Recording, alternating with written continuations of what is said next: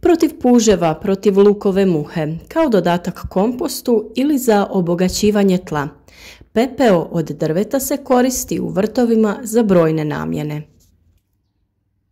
S obzirom na to da je pepeo nastao sagorijevanjem biljaka, on sadrži 13 osnovnih elemenata potrebnih za rast biljaka. Izvrstan je izvor kalcija, kalija i mikroelemenata za vaš vrt. Njegova glavna zadaća u tlu je smanjenje kiselosti sredine. Kako bi ovo gnojivo efikasno djelovalo, treba poticati od pravog drveta. U današnjem videu ćemo da kažemo zašto je pepeo koristan za rast biljaka i kako ga koristiti na pravi način. Na našem kanalu možete pronaći mnogo korisnih video savjeta o uzgoju voća i povrća, pa razgledajte, lajkajte ako vam se neki video sviđa, te svakako zapratite naš kanal. Pišite nam i u komentarima otkud nas pratite, kako se kod vas uzgajaju biljke ili pitajte sve što vas zanima. A video naravno možete podijeliti i na vašim društvenim mrežama. Kada drvo gori, dušik i sumpor se gube u plinovitom stanju, a kalcij, kalij, magnezij i drugi mikroelementi ostaju u pepelu. Karbonati i oksidi, preostali nakon paljenja, koriste se za umanjivanje kiselosti tla. Također, pepeo popravlja strukturu teških glinastih tla jer razbija tlo i pomaže u prozračivanju. To gnojivo bogato kalijem općenito je dobra nadopuna uz životinjska prirodna gnojiva koja su većinom siromašna kalijem. Kalij u biljaka regulira ravnotežu vode, tkivo je tada čvrsto i sočno, te igra ulogu u prijenosu hranjivih tvari unutar biljke. U nedostatku kalija povrće je osjetljivije na sušu, mraz, bolesti, ali i štetnike. Hemijski sastav pepela teško je standardizirati jer postoje velike razlike među vrstama pepela. Ustanovljeno je da pepeo sadrži puno kalija, te još 10 do 40% vapna, 5 do 10% fosfora i velik broj mikroelemenata. No, ne sadrži dušik, pa ga je potrebno odvojeno nadoknaditi. U usporedbi sa mineralnim gnojivima, prosječni pepeo bi imao omjer NPK 0,1:3. Tako, na primjer, pepeo dobiven izgaranjem treseta i kamenog ugljena sadrži samo 1 do 2% kalija i fosfora te neznatne količine vapna, pa nije preporučljiv kao gnojivo. Pepeo dobiven od briketa ugljena također nije preporučljiv za poboljšavanje tla jer se u njegovoj proizvodnji koriste štetne tvari kao petrolej, parafin, boraks, sumporov oksid i natrij nitrat. Pepeo od različitih vrsta drveta pokazuje različita svojstva. Tvrde vrste drveća općenito sadrže više fosfora i kalija nego crnogorica, ali puno manje kalcija. Također, tvrde vrste drveća kao što je hrast daju više pepela po jedinici upotrebljenog drveta i više hranjiva nego mekane vrste drveta. S druge strane, pepeo od bukve i graba ima sadržaj oko 10 do 15% kalija i 5 do 10% fosfora. U prosjeku, gorenjem drveta dobivamo oko 6 do 10% pepela. Pepeo od drveta sadrži oko 3% kalija koji je glavni nutrijent povezan sa cvatnjom i plodonošenjem. Ipak, razina kalija će ovisiti o starosti drveta koje je paljeno. Mlado drvo kao reznice ostale nakon orezivanja imati će veći sadržaj kalija od starih grana. Temperatura izgaranja igra ulogu u hemijskom sastavu pepela, pa tako, na primjer, više temperature uzrokuju veći gubitak kalija. Također, sa višom temperaturom izgaranja proizvede se manje pepela. Zato izgaranje na temperaturama ispod 900 stepeni rezultira povećanim sadržajem kalija u pepelu i minimalnim sadržajem metala.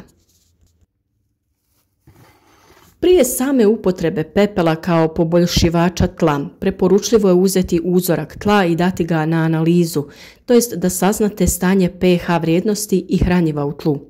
Uzorci bi se trebali testirati u jesen ili u zimu.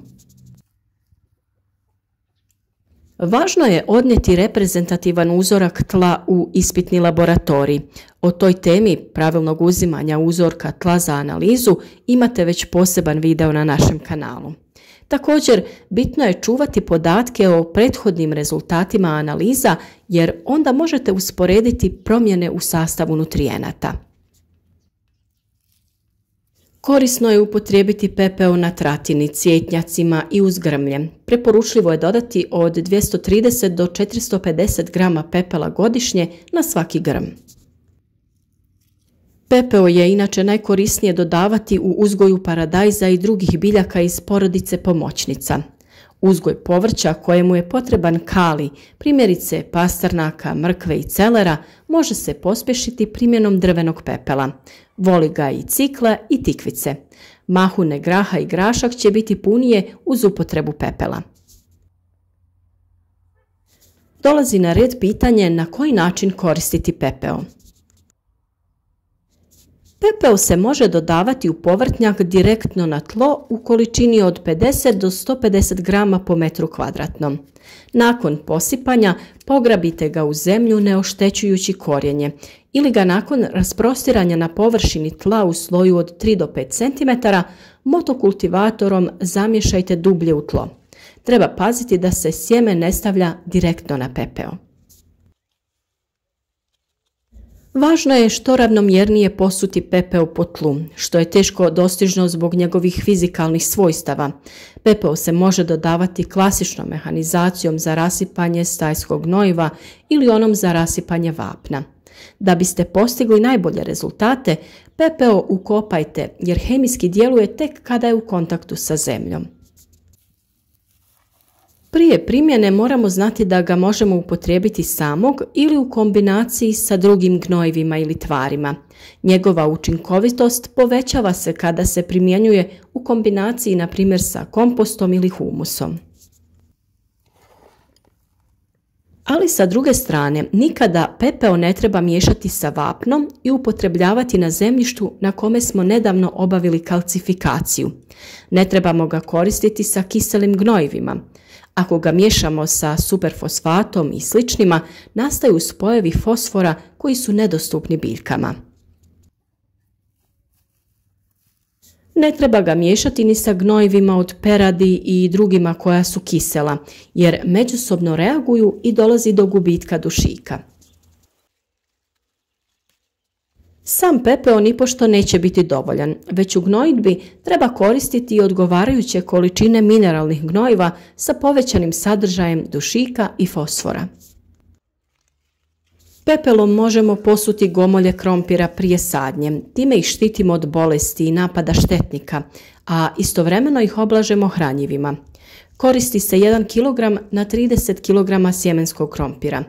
Ukoliko dijelimo gomolje, onda rane od rezanja možemo dezinficirati tako što ćemo ih posuti pepelom. Kupušnjače i repe ga vole i možemo ga dodavati prilikom pripreme zemljišta ili kada obavljamo sadnju presadnica kupusnjača. U svaku sadnu jamu se doda šaka pepela ili jedna jušna žlica i izmiješa se sa zemljom. Može se koristiti i u zaštiti kupusnjača. Kada biljke formiraju 2 do 3 prava lista, mogu se njime posuti kako bi se zaštitile od štetnika.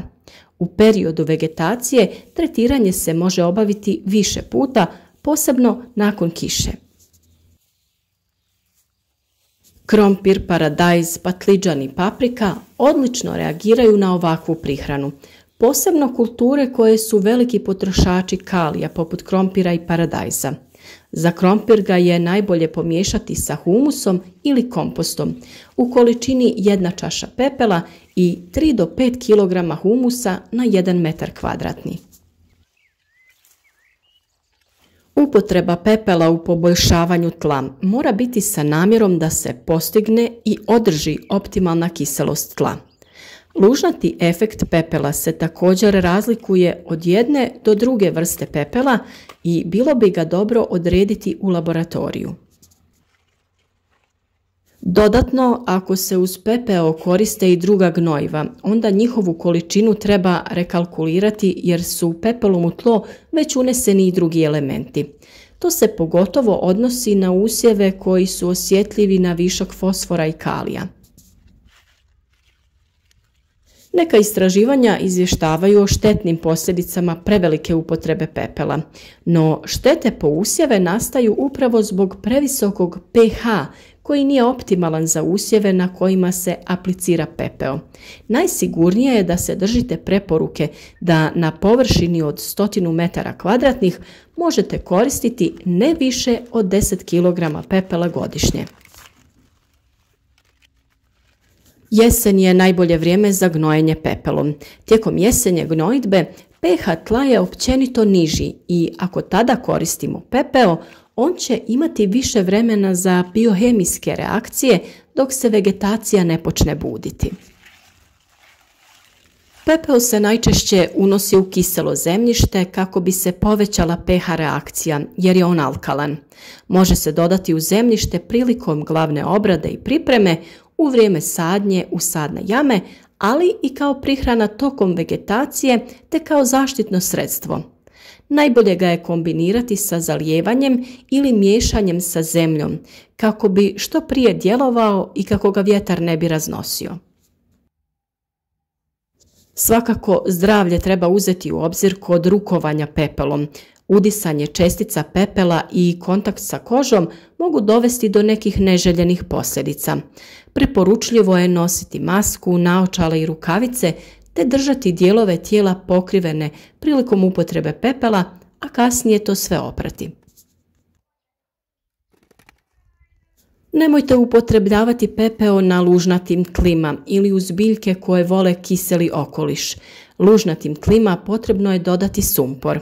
Nemojte koristiti pepeo ni uz tek proklijale biljke jer pepeo sadrži previše soli za klijance. Pepeo također nemojte dodavati sa dušičnim gnojivima kao što su amonij sulfat, urea ili amonij nitrat. Ova gnojiva proizvode plin amonijak u kontaktu sa lužnatom sredinom kao što je pepeo. Pepeo možemo upotrijebiti u zaštiti biljaka protiv bolesti i raznih štetočina. Pospite pepeo oko biljke koju želite zaštititi tako da onemogućite prilaz organizmima koji prilaze po tlu. Tako će mravi odustati od jagoda, a puževi golači odustati će od lisnatog povrća.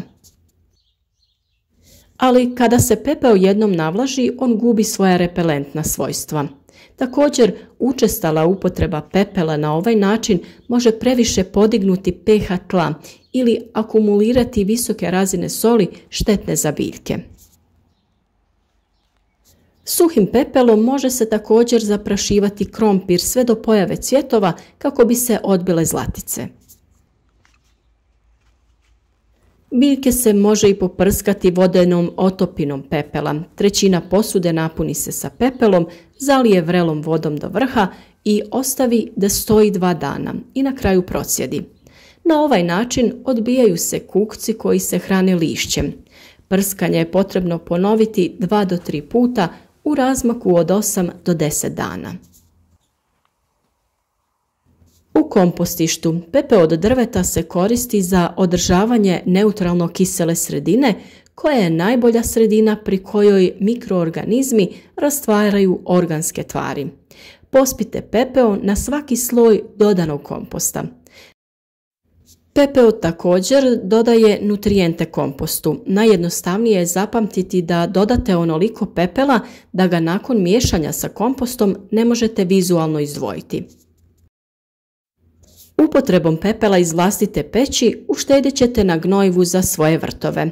Iako postoji nekoliko alternativa u upotrebi pepela u poboljšavanju tla, čini se logičnim da je najbolje zemlji vratiti ono što nam je i sama dala. I na kraju ne zaboravite, koristite pepeo kojem znate izvor. Pošaljite uzorke tla na analizu prije korištenja pepela. Sagorijevati drvo treba na temperaturi između 500 i 900 stepeni zbog najefikasnijeg zadržavanja nutrijenata.